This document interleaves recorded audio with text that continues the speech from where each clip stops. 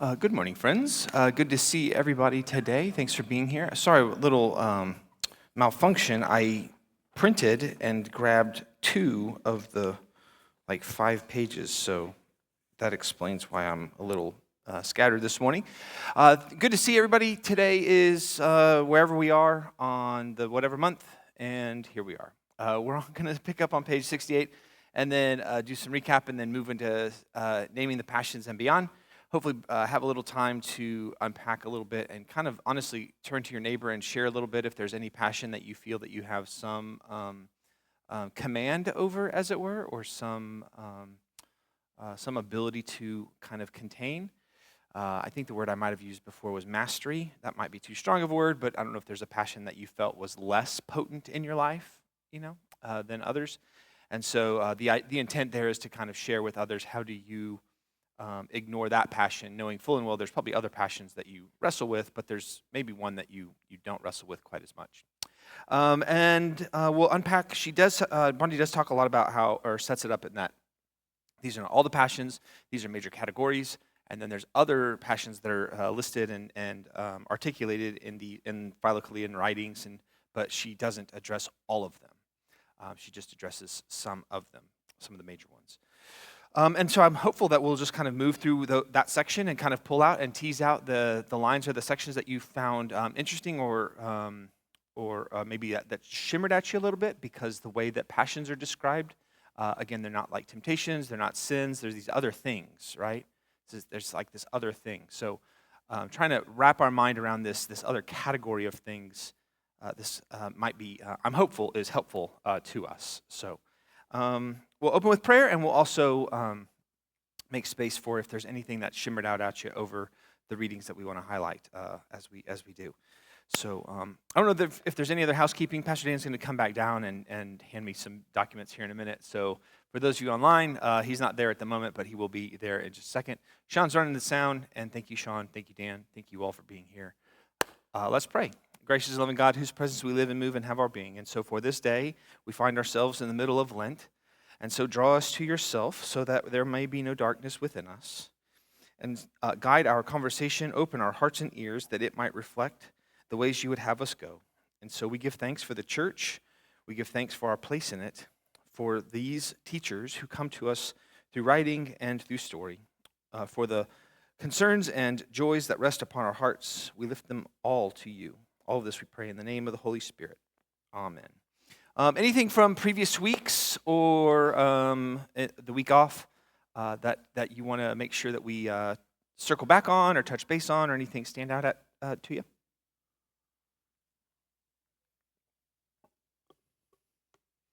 Somebody told me about Flip Wilson. Who told me about Flip Wilson? Why did you tell me about Flip Wilson? What was that about?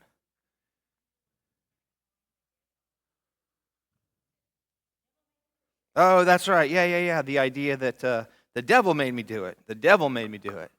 And that's a nice kind of abdication of responsibility, but it's a nice little scapegoat, right?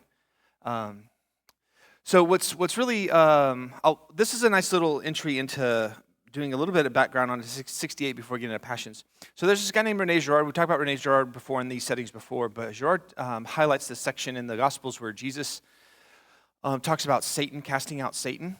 And this phrase, the devil made me do it, is a very, very clever way in which I would argue might actually be more true than we think it is. And here's what I mean. I doubt that the devil made you do it, but the devil is quite good at convincing you that the devil made you do it so that we perpetuate the existence that the devil has power over us. Does that make sense? And so Satan is willing to be cast out in your little lives for the sake of his own continued existence. Does that make sense? The more that we invoke, or the more that we say, thank you, Dan. The more that we invoke, the more that we say, the devil made me do it, gives kind of toehold for the work of this potency or this agency or this other way of living in the world where we're able to scapegoat others. So we're always able, by utilizing this phrase, the devil made me do it, regardless if you believe in a devil or a power or not, it doesn't really matter. It's the process of scapegoating that you are perpetuating. If you say the devil made me do it, what you're actually saying is it's okay to scapegoat others. Like that's really what that suggests. And so the more that we're willing to scapegoat others, the more we are willing to impede the coming of the kingdom of God. So Flip Wilson, thank you for that. That was really fun. If you want to turn to page 69, I think is where we're picking up here. Just to kind of back up a little bit. Again, the idea that as far as the desert folks are concerned, right? They don't talk a bunch about us having actual experiences with demons or the devils or anything like that, right? We're probably really good at beating ourselves up that the devil doesn't really need to help us. And so there's just not a lot of talk about that or assumption of that. There's a lot of talk about these things called passions. Passions. And so what are they and what do they do? Vargas said that there's kind of these three lead passions that kind of lead the way, and I kind of imagine them as kind of like a blitzkrieg. Like you have these three lead tanks that kind of come in and just do indiscriminate damage, and then the rest of the soldiers of the army can kind of mop up on the back end. So they come in full throat, just full force, do the most damage that's indiscriminate. They don't really care. And even if you're not killed by these, you are wounded, you're disoriented, you're weaker as a result of this massive onslaught. And Vargas said that those three are gluttony, avarice, and vainglory. That these are the three lead passions that kind of lead the way. And then as a result, we're all wounded in some way. We all probably are wrestling with one of those or impacted or wounded by one of those pretty significantly, so that the rest of the weaker passions or weaker demons even can they're not that powerful, right? They only access us where we're vulnerable. And so these three main ones are what Vargas teaches a lot about being mindful of the passion of gluttony, avarice, and vainglory. On page 69, right, Bondi says that they're at the bottom, full paragraph, right? A temptation is neither a passion nor a sin, right? Temptation isn't the same. Sometimes we kind of consolidate all of that, right? I was tempted, like Jesus in the wilderness, right? That there's a temptation, and a temptation is not a sin, nor is temptation a passion. Passion, sin, temptation, these are three categories of things, okay? She goes on to say, on the next line, what we really have no control over, we are not responsible for. It's only when we seize hold of the thought or the image or the mood, brooding on it and feeding it and encouraging it to grow, that we become responsible. This is the point where it starts to become a passion. Are you with me? So temptation is kind of like a seed bed, or it would die on the vine if we don't pay attention to it. But when we do pay attention to it, then it matures from a temptation into a passion. And then passions that are lived out or that metastasize can become, but not always, but can become sinful, right? So anger can become a temptation, which in turn can become a passion, which in turn can become a sin, right? Does that make sense? Doesn't have to be. Anger isn't a sin on its own, but when it's malformed, it can become. So that's kind of if you want to think about it, I don't know if a progression is helpful, but kind of these categories. The reason that I think that is helpful isn't just for a neat little kind of a taxonomy of things, but Cassian talks a lot about that. Poman rather talks about if you can identify where the passion is in your body and how a passion moves through your body, you can cut it off at the pass. You kind of know where it's going to move next, and you can kind of get ahead of it. Like a police officer chasing a speeder can get ahead of it and then roll out the spikes and then pop the tires. Similarly, passions move through the body in a very rote sort of way. So if you know this, then you're able to, again, like that police officer, kind of get ahead of it and cut it off at the pass. And so, yeah.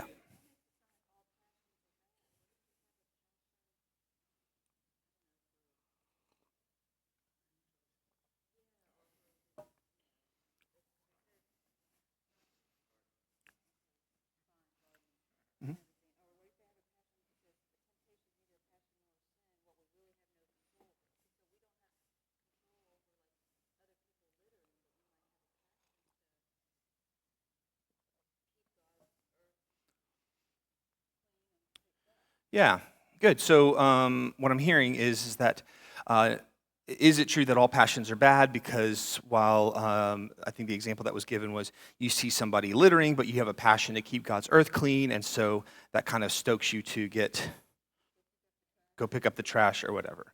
So so that wouldn't be a passion, though, as Bondi describes it. Why is a care or a passion for God's earth, why is that not a passion? Right, yeah, passions in the desert sense aren't an inflammation or a growth or an outgrowth of love, right? They're a distortion of love. So passions are the things that actually are that pull us away, and so they're sometimes called passions or thought about as passions because they're so fiery and they're so they're so attractive. They're so energy driven, right? Whenever you're doing something that you're really passionate about, you kind of get lost in it, right? And sometimes you can do the thing that you're passionate about and still be a jerk while doing it, you know? For instance, you might be very passionate about writing the next great novel. Great. And you do that, and you're lost in that world. And then you forget to take care of your father, right? And so while that's a good, it has become a passion, and that's pulled you away, right, from your ability to actually extend, like what's using discernment, what's the higher priority here? Pursuing your individual love, or the thing that you love, or pursuing the love that is to love as God loves, right? So passions and passionate, perhaps, maybe we can draw a little distinction there if that's helpful. But passions, even quote, good ones, can become distorted, right? I think that we all experience this. Even your strength, right? Beth has actually talked about this before with me years ago, where even your strength becomes a weakness, right? In excess. Like if you're doubling down on your strength, it actually becomes a liability. Similar, right? You can be passionate about something. You can be passionate or have a passion of anger for justice in the world, and that can then become incredibly problematic, where now you're causing harm in the name of love, but you're definitely missed the mark on love altogether, right? So passions, on page 70, this is where you see that kind of progression that I was describing earlier about how passions move in stages or work throughout the body there. Did you catch this? So this is what I'm talking about. Like if you're aware of how, again, passions are these things that don't have a ton of power, right? They're trying to look for soil somewhere to take root. And as long as you're mindful, according to Pullman, as long as you're mindful of where those seed beds could be within your being, you can actually till the soil or weed those gardens of your life and just kind of focus on those areas and root out passions more easily, right? So you'll notice that passions work in 4 stages. First, in the heart. Secondly, in the face. Third, in words. Fourthly, it is essential not to render evil for evil in deeds. So again, first, a passion starts in the heart, then it goes to our face, then it goes to our words, and then it goes to our actions, right? Kind of contemporary psychology talks about that whenever you're really hot and angry, what do they tell you to do? Take a breath, right? Stop, step away, count to 10, or whatever, right? It's a similar way of like, okay, it started here, right? And maybe you said something and people were like, hey, whoa. You know, maybe you take a breath, you know, before you do something that you regret, right? It's a similar sort of movement. That's where I think that being mindful of how passions kind of migrate through your body, like literally through your embodied self, you can feel it. You can feel it move. Has anybody? Do you know what I'm talking about? Like you feel something in your heart. You know, you got a real heart for it, and then you try to like suppress it. You don't address it. You just kind of try to suppress it. But then people look at your face and they're like, "Hey, what's wrong?" And you're like, "Nothing." And you're like, "Whoa." You know, like it moves so quickly, right? Because So that's where I think it's very, very helpful to be mindful that passions can become, or temptations can become passion. You know what I mean? Like there's this, or passions can become temptations, temptations can become sins and the like. So there's this progression, this development in the body. So be mindful of your own being. So much of the desert mothers and fathers had all these spiritual practices that were embodied practices. They focused on their physicality, right? Again, like if we were very, very aware of what does it feel like to be hungry, and can you discern the difference between indigestion and hunger pains, for instance, right? If you don't have a ton of experience with those, they feel very, very similar, right? But they require different treatments, right? And so the desert folks were aware of this, that these different passions feel similarly, right? Some of them feel very similarly, but you've got to be able to discern the nuances between indigestion and hunger pains, for instance, to then know how to appropriately address said passion. Otherwise, you'll be pulled astray, right? And you're having indigestion, but you think it's hunger pains, so then you eat something, and then you're like, oh, that made it way worse, right? Okay. So on page, you'll just hear right before she gets to naming the passions. Again, just as a reminder, temptations are not, as for sin, the literature speaks very little about it, right? Temptations are not sins. Now, why would you think, are you able to guess or postulate or hypothesize, why would the desert mothers and fathers talk so little about sin, but a lot about the passions? Right, Kara's saying that sins might take us away from God and passions might draw us closer, right? There are some that might suggest that passions have the ability to draw us closer when used well, but generally passions are those kind of opening steps that pull us away, and sin is kind of where the kind of the end result of the first steps that walk away. So why would we not talk about sin but spend a lot of time talking about passions? Great, yeah. So they're making the assumption that if you can address the problem at the heart, right, at the root of the matter, at the beginning stages, it's a lot easier to weed a garden whenever the weeds are small and tiny, right? Then once they've taken root, it can be very difficult. And therefore, they didn't even try in many ways to address sin. They kind of said, honestly, forgiveness of sin, that's above our pay grade, man. That's like a Jesus thing. Like I don't even know what to do with that.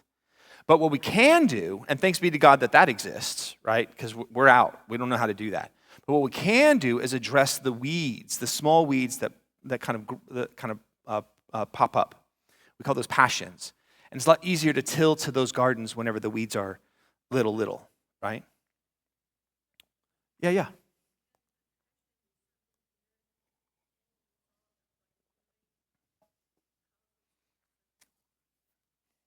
Yeah, can a passion be something good and then acting upon it result in a negative or a bad or whatever?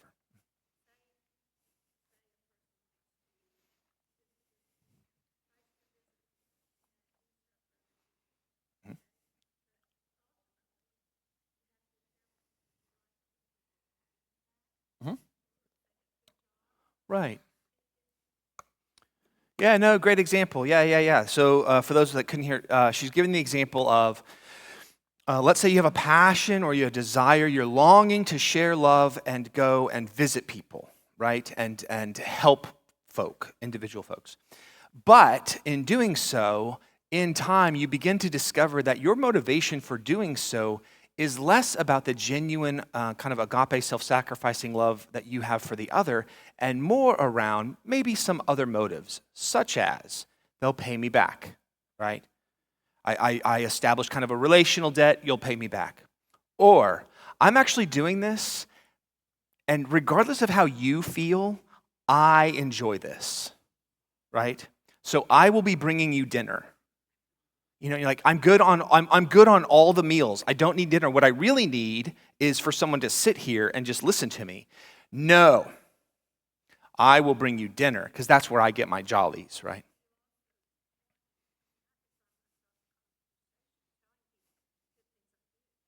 Yeah. Yeah,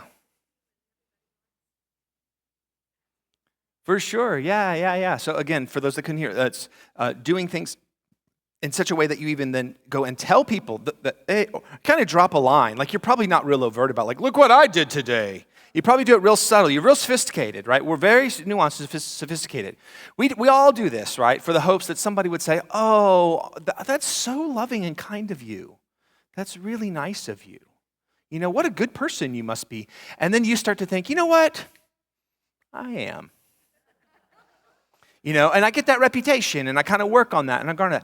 So yeah, again, there's two things to kind of that you might want to consider. One, there was not uniformity around are the passions good or bad, right? We noted that earlier, right? Some folks thought that the passions were bad. Some folks thought that the passions were from God. Some folks thought the passions were neutral, right? But secondly, yeah, the mother of all virtues, right? They talk about discernment being the virtue that has like the thing that like discernment is the thing. That's what we're doing all of this for. So there's a regular assessment on why am I doing what I'm doing? Why am I saying what I'm saying? And since I might not generally know all the time, I'm more aligned with God by just shutting up, right? Just be still, be quiet, that sort of stuff. So the work of discernment is really good. Ruth Haley Barton wrote a book called Discerning the Will of God Together, and it's a way of talking about discernment within a group setting and how you do that as a group. But honestly, 3/4 of that book is all about you can't do group discernment if you don't know how to do individual discernment. So like the first 3/4 of that book is just how do you individually discern? And there is a difference between discerning and deciding. I won't go down this rabbit trail, but do we know this? You may know this. There is a difference between discerning and there's a difference to deciding. And oftentimes we think that they are the same thing, or that discernment is like making a T-chart, and then you're going to put the pros and cons list or whatever, and that's discernment. And all of those are decision-making tools. Discernment is a different thing that requires a different set of tools. And you can read more about Barton or more about discernment. But yeah, that's the thing. Like, that's the thing. How do you know? How do you know if what I'm doing is in the ministry of God or in service to myself, right? Discernment and humility are a big part of that. On page 70, as we kind of finish here, but sin itself, called by that name, appears infrequently in these writings. There's little sense that God is hurt or offended by human actions. Do you see this? Or by human passions. There's little sense that God is hurt or offended by our human passions. It is we who are God's image. It is we who are God's image who are injured. Consequently, the references of Judgment Day occur frequently. To most of the monastics, God's mercy is far more evident than God's justice. There is an idea that we can like offend God, which I think is very funny in some respects. Like, I know that the idea is like you don't want to offend God, but it also suggests that you are powerful enough to offend the creator of the universe, which is like kind of makes you bigger than you really are. Like, you're not that powerful, you know? Ants can bite me, but they will never offend me. You know what I mean? They can be a nuisance, they can frustrate me, but I'm never like offended, you know? Which we read in Scripture quite a bit. God is frustrated quite a lot with humans, but rarely is God offended, you know? So, in the naming of the passions section here, again, it's fascinating to me that she would start with, again, kind of going back a little bit to Avargus here, gluttony, as the first passion that Avargus lists as like the thing. Avargus and many others in the ancient world were convinced that the first sin of Adam and Eve was gluttony. How many read that and kind of paused for a second? Did you read that? How did that sit with you? It didn't. Why didn't it?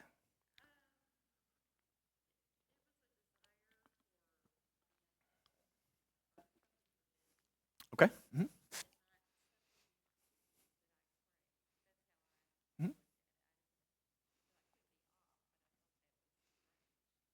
Yeah, any other thoughts on how that hit? Yeah? I had to chew on it for a while. You get out of here.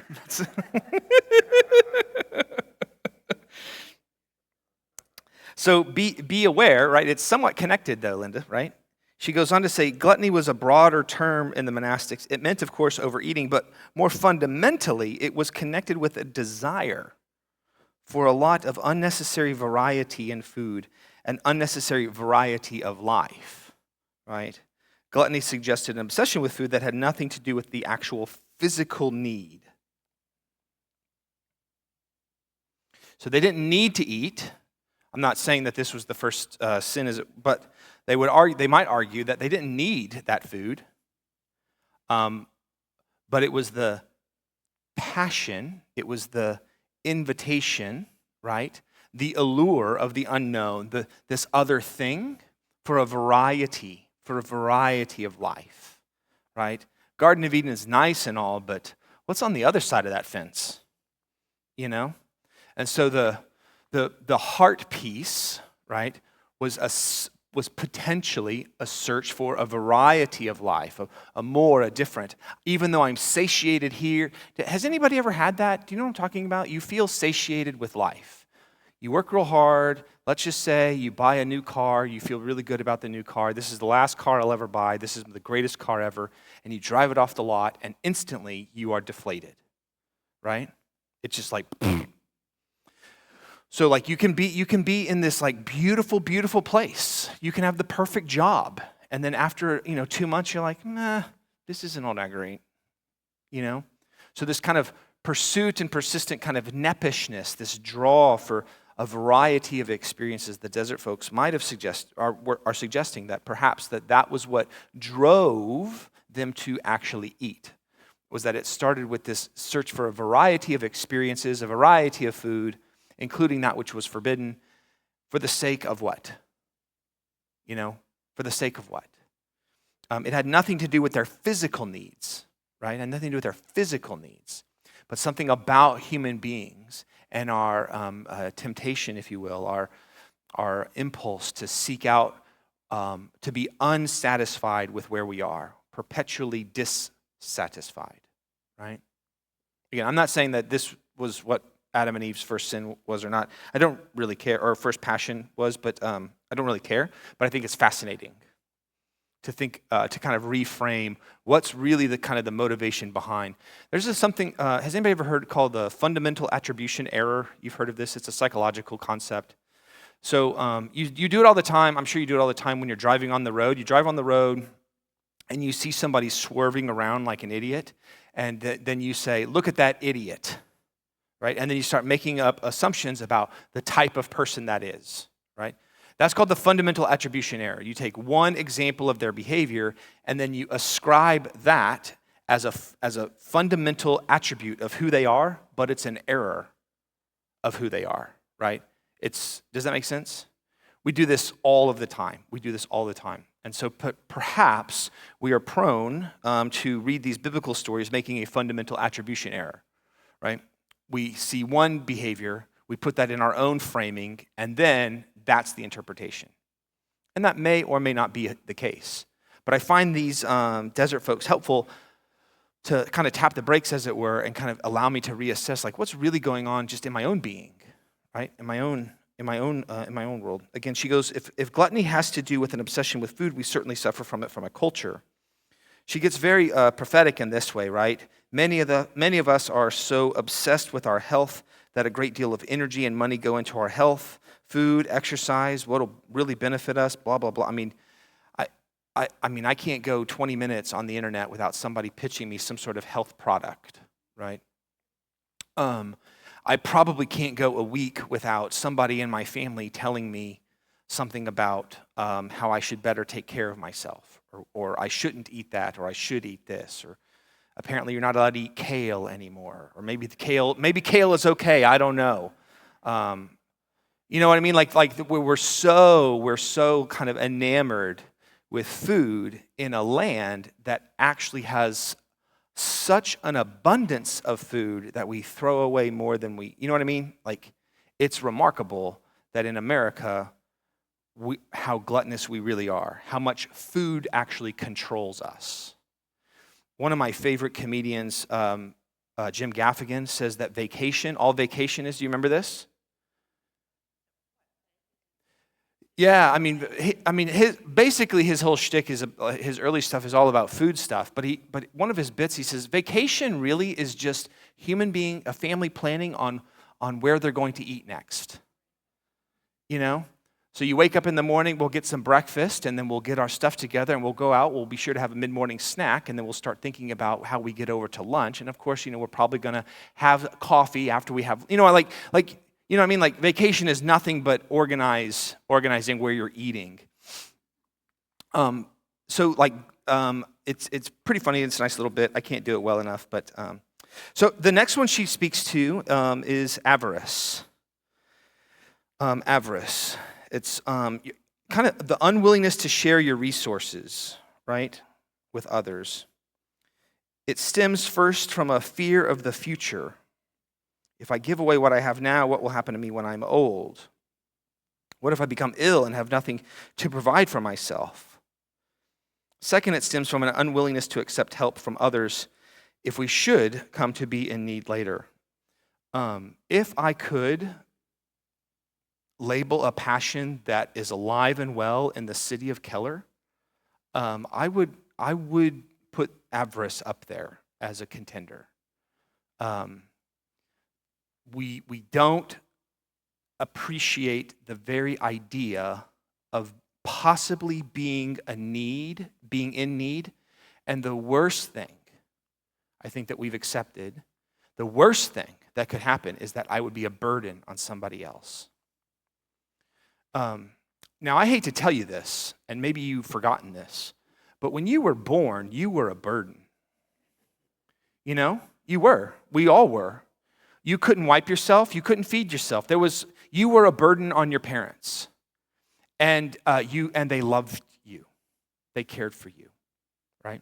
You were a burden.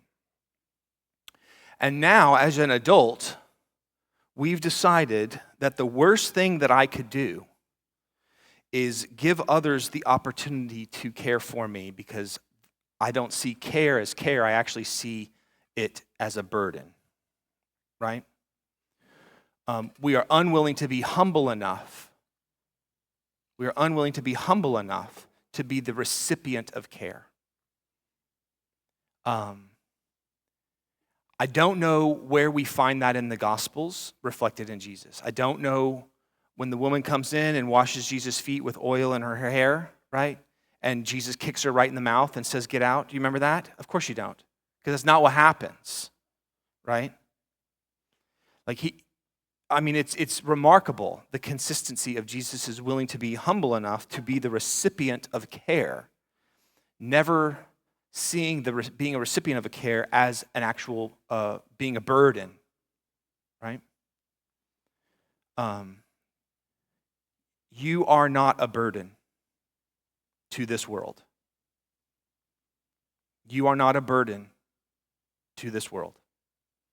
You never have been, and you will not be, even when you are unable to feed yourself and clean yourself. Avarice also kind of comes with that notion of not just unwilling to share resources, but that notion of, like, what if I don't have enough, right? And I don't remember who said it. I forget the story, but it's something to the effect of, how much more money do you need to retire, right? And then the answer is generally some version of just a little bit more. Like whatever it is, just a little bit more, Yeah, Beth.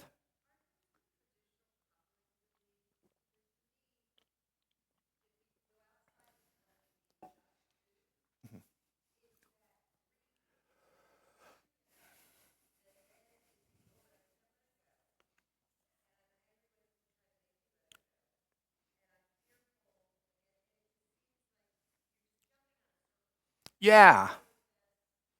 Yeah, Beth, no, for those that couldn't hear, if you dig down into any one of these passions, there's kind of tentacles that reach into the other passions relatively quickly to where it kind of gets you on a vice wheel, right? Or a vicious cycle. Yes, there are some couplings and there's some pairings. There's some reorderings on the document that I've been working from and add to on page 25 of that document as of right now. I've got 4 different lists. Roberta Bondi's list, John Cassian's list, the 7 deadly sins. If you're familiar with the Enneagram, there's a whole set of passions on the Enneagram. And so there's like some reorderings and some couplings and some pairings and some pushings together. I don't know if there's a definitive list or not. I think that kind of misses the point. I think you're much more aligned with how insidious the passions are, right? So that wherever your vulnerability is, right, it doesn't really matter because those passions are going to kind of poke around and then get in and then explode. Cancer doesn't care, right? Cancer does not care which cells are vulnerable, right? They don't care. Not that cancer has sentient being that cares, but you know what I mean? Like it's going to do its thing in the most vulnerable places. And once it's there, and then it unfolds all of its chaos and whatever, right? And destruction. So yes, there's a lot. These aren't siloed things. They're much more integrated. So absolutely, yeah. Thus the need to be watchful, to use Jesus' words, or vigilant.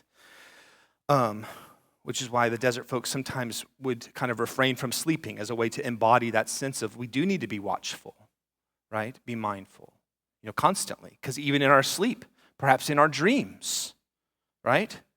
We are tempted. We have these passions in our dreams. And then we wake up and like, oh my God, I had a dream about this. Therefore, So like always be watchful. Yeah, really good. Avarice has to do with believing that possessions are going to provide more security than they actually do. It's connected to the shame that we extend to those who are receiving end of charity. I don't know how you experience people who are on the receiving end of charity, but oftentimes we see folks receiving charity as less than human. I'll give you this. I find this very, very clever as an example. Todd McGowan, in his book, Something and Something and Something, I forget what he wrote, what book it was, it doesn't matter. He gives this example of, imagine, and if I've told you this example before, please forgive me, just go with me. Imagine a professor, a female professor. She's got the glasses, she's got the pencil skirt, she's got the books, she's very professorial. And imagine that while she's lecturing, she breaks wind while she's lecturing. Okay? Now that's funny, right? That's funny. Now, and there might be some laughter about that, right? Great. Now imagine another woman who also has glasses and is disheveled. She's homeless. She hasn't bathed in a while, right? And you walk past her on the street, and she's preaching, and she's just talking out loud. She's kind of lecturing to the people around her. And then she breaks wind. Well, that's not funny. Right? Well, that's not funny. Okay. Imagine, still, that as you're walking by the homeless woman who breaks wind, there's a group of college people over here, and they start laughing at that woman who just farted, right? Chances are you are going to have a reaction of, those guys are jerks, right? You don't laugh at that. McGowan makes this case and says, however, maybe we're the jerks in the situation here. Because we're walking by, we're in the lecture hall with the professor, and we laugh at this person because we see them as a whole person. They have their pencil skirt, they're all put together, whatever, and they can take a laugh, right? But a homeless person, we see them as less than human. We actually pity them. We don't see them as a whole person. They're not deserving of the same sort of appreciation of being fully human as we would to a professor. And so perhaps we're the jerks for judging those college guys who might actually view this homeless person more fully human than we do. Does this make sense? Where we begin to pity, where we're pitying other people, the worst thing that we can do to other people is pity them, right? That's one of the worst things that how we can treat people. We pity them. Then we kind of patronize them and infantilize them, treat them as less than human. Have you ever been treated that way? And that's enraging,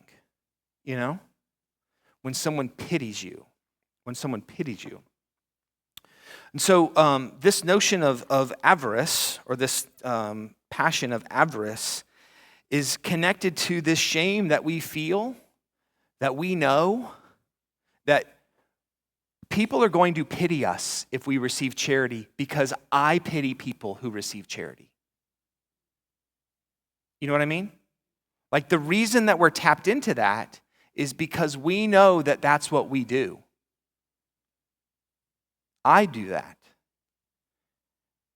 And so you can see, again, if you work it backwards with Pohman's, if you act as a person who pities others, right? And that's the actions. And then it moves to your mouth, and then it moves to your face, and then it moves back to your heart. Like, work it in reverse, right? Work it in reverse.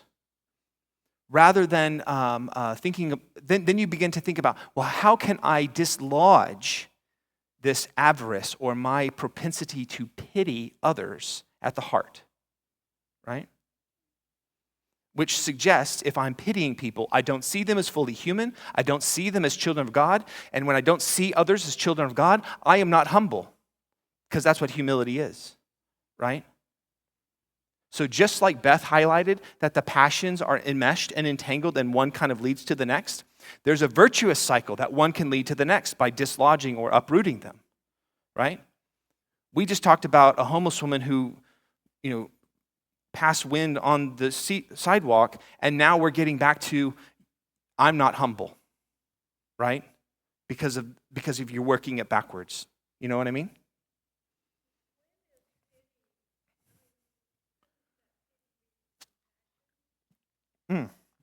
Yeah, pity and compassion aren't the same things, right?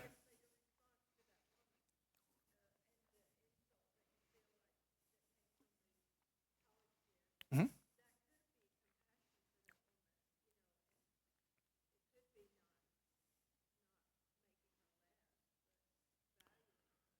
For sure. Yeah, but how would you know if you are pitying or having compassion on that woman? How would you know?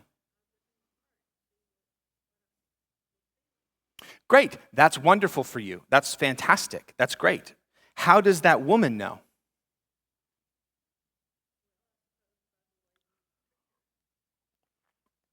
Right. Yes, by the way you treat her. So my overall point is you're pinging right on the role of discernment in the midst of this, right? Is that pity or is it compassion? They're not the same thing. And so whenever I'm paused, I'm giving reason to pause and think, is my actions one that I am pitying this person, seeing them less than human, or is there a more compassionate way to love as God loves, right? To reach out in compassion to that person, right?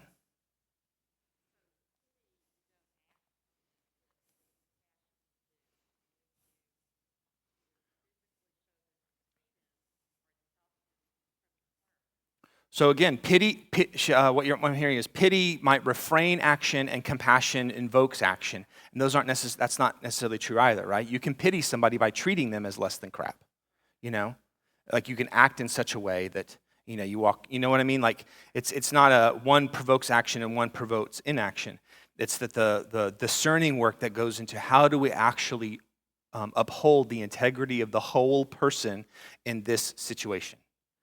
This isn't easy stuff. It's not. And one could imagine this is why there were 613 commandments if I just had a rule. If I just had a rule and I'd followed the rule and I don't have to think about it, right? I don't have to think about it. I don't have to engage with any of this. I can just follow this rule and know that I'm okay, right? But that's not where we're at. That's not what we follow, right? Yeah, Neil.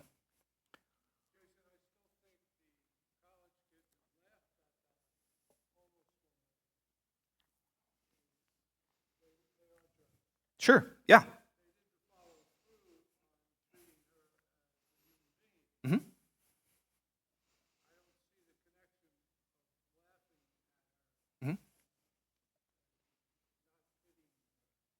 Yeah, so again, those college kids can still be a jerk, and the connection I'm trying to draw, that my calendar is trying to draw, is that when we refuse to give someone the entirety of all of human existence, right?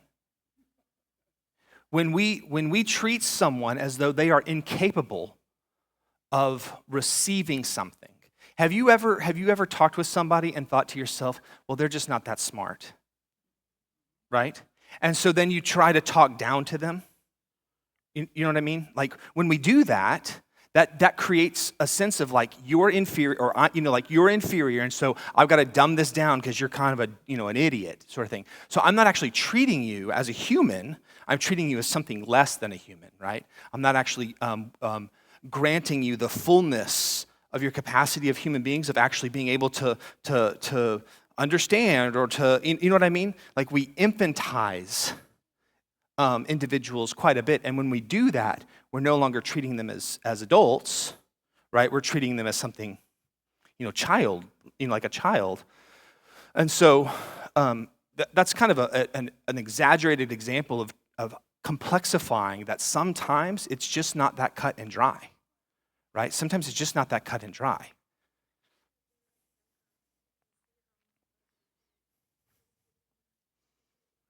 Mm-hmm.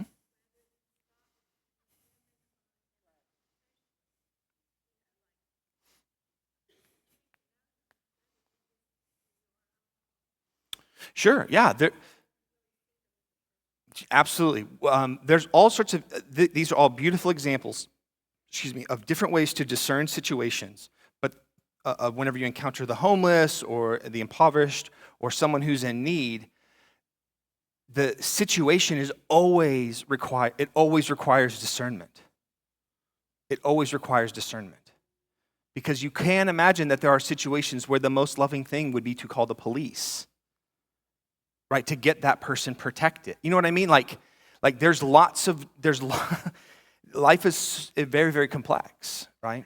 And so thus the role of discernment in the actions that we do, or the words that we say, or the positions or the stances that we take. We think often that we're always doing the loving thing, but maybe not. And the fact that we've convinced ourselves that we're always doing the loving thing, that is called a passion, right? You have succumbed to the passion of pride, right? Because you're never at fault, right? You're always the good guy. Does this make sense? So, always be vigilant. I did like this line that she wrote, just as it's possible, under avarice there.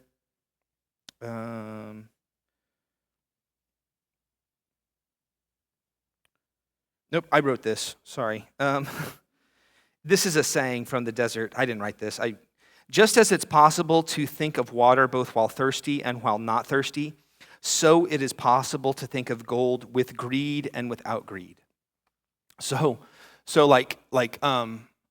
avarice isn't about having the gold, right? Or being, you know what I mean? Like, just because you have it all doesn't mean you are now immune.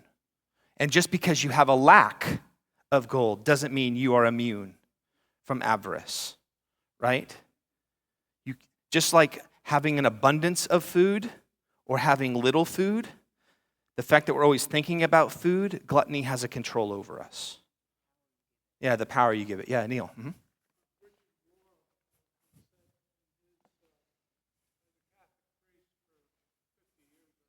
Mm-hmm.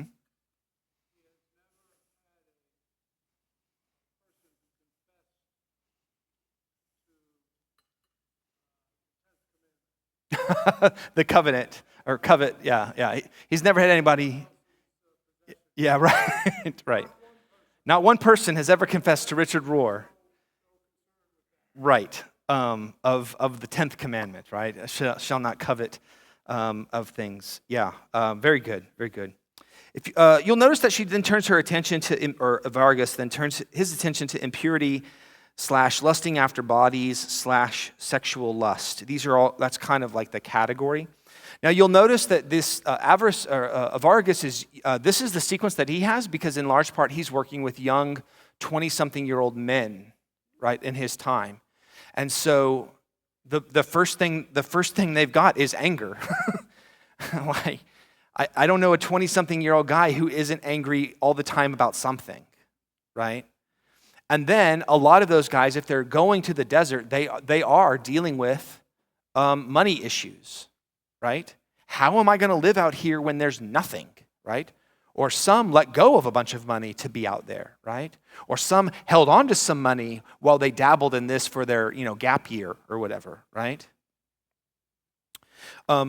Then there is this impurity, lusting after bodies, sexual lust, the temptation to leave the monastic life for married life, which promised companionship, was really what Avargus was getting at. Is there's this draw, there's this passion, not that it's good or bad, but that it's a real temptation or this passion to leave all of this and go pursue companionship in a marriage set.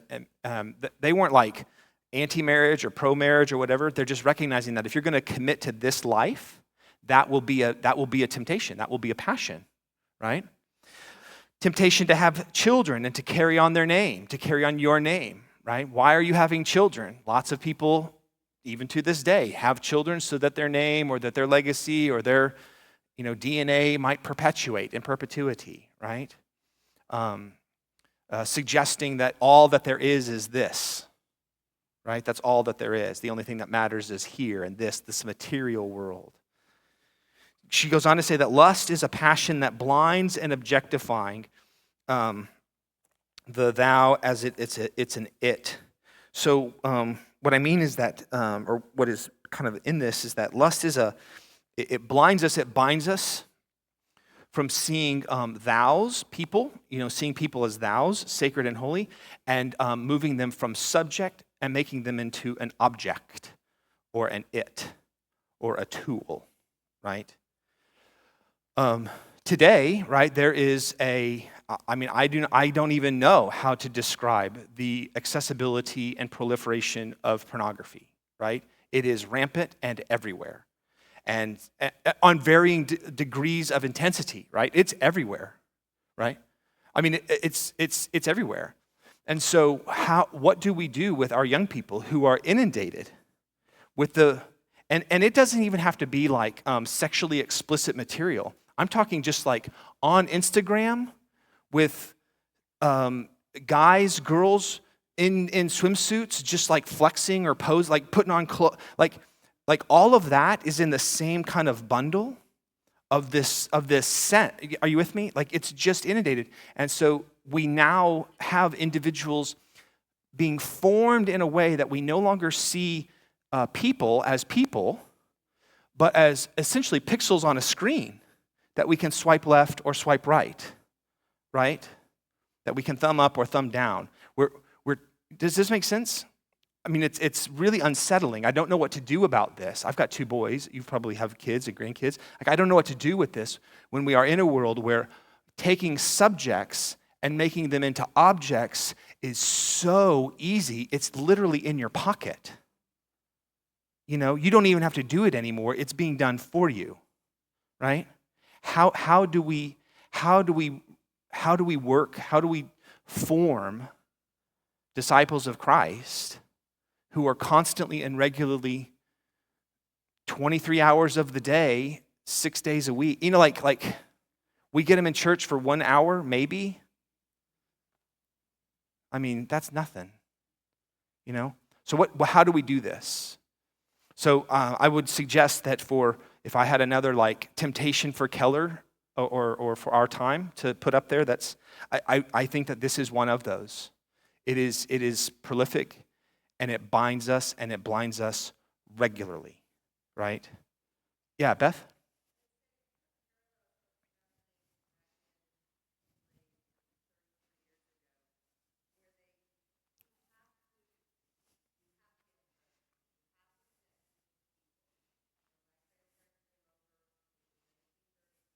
Mm-hmm.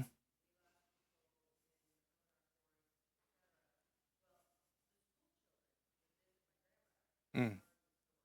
Yeah.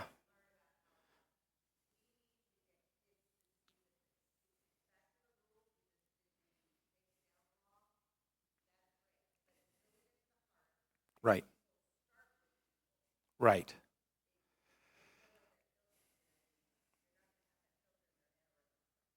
Yeah, for those online, what I'm hearing is that one way to address this malformation is to where we're objectifying subjects as objects, is to get people in front physically, in the physical presence of other people.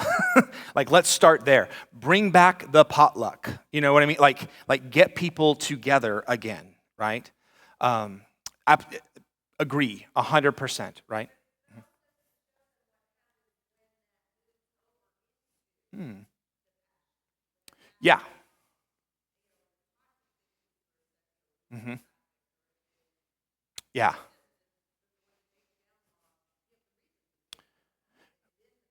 Right. Yes, yeah. A few weeks ago, the clergy of Keller United Methodist Church, there's a group that are connected here. Some of them are on staff, and some of them are not. We call ourselves the Keller Clergy Cohort.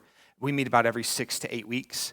And the last time we got together, there was an invitation extended to Reverend Yvette Christie, who is a United Methodist elder, got ordained. She's pursuing her doctoral degree, and she is a victim of sex trafficking in her life.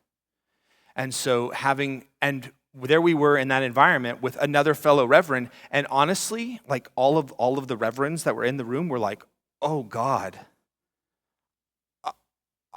we don't know what to do with this."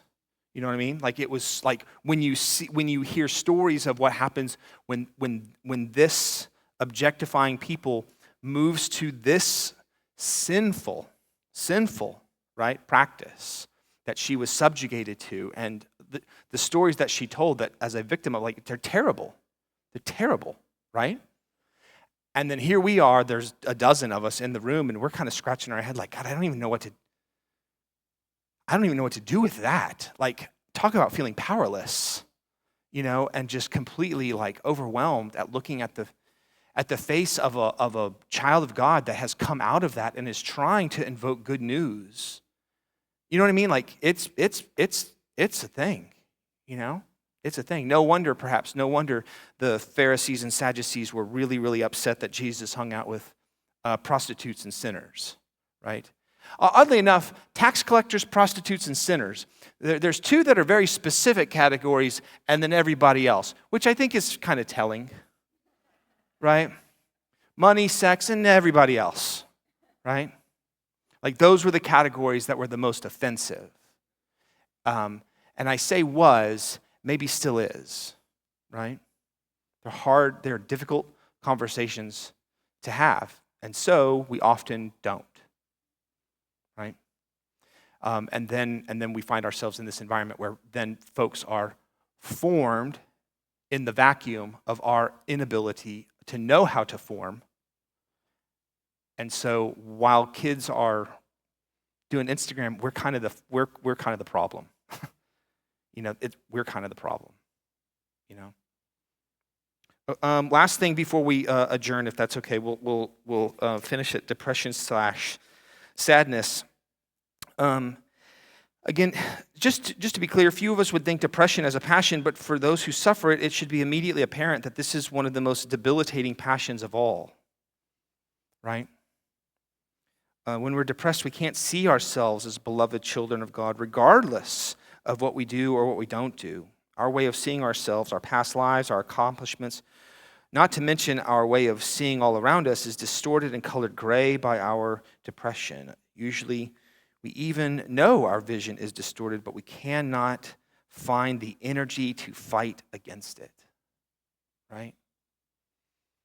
And so, like, these are powerful things. Like Paul says, I know what I do, I don't do what I do want to do, and I do what I don't want to do, right? In the book of Romans. Like, when we are in depressed state. Now, I know that she's not talking about clinical depression. Like, I need to, we caveat that. Like, that's a different thing. But when we find ourselves in kind of a melancholy, and we find no matter what we do, even when we want to, nothing seems to work, And then you start thinking, well, I'm kind of trash. Nothing I do is any good. I have nothing to offer this world. And in fact, I'm kind of a burden, right? I've sat with families, and maybe you have as well, who have heard from their now deceased loved ones that the last thing they heard from their deceased loved ones was, well, I just didn't want to be a burden to you. And nothing I had to offer this family was positive. And so that's why I went out into the woods, right? Like, it's a dark place. It's a dark place. And it's very, very unsettling. Not just for those that are observing, but for those that are clearly in it. We don't know where to go. We don't know what to do. And so when you are able to make a logical conclusion that the only way that makes sense is to end this, you know that things have gone really, like they have become really, really victimized by a very, very terribleness, because as Bondi says, the desert people say, right, it is natural to love, right? And when we're not able to do that, we've now stumbled. We're now kind of under the kind of what's it called? The sway, the influence, the power, the control, right, of the passion. It's very, very tough, right? And so she writes that, this is one of the most difficult passions ever established, ever discovered, ever grappled with. And we all, in varying degrees, wrestle with it.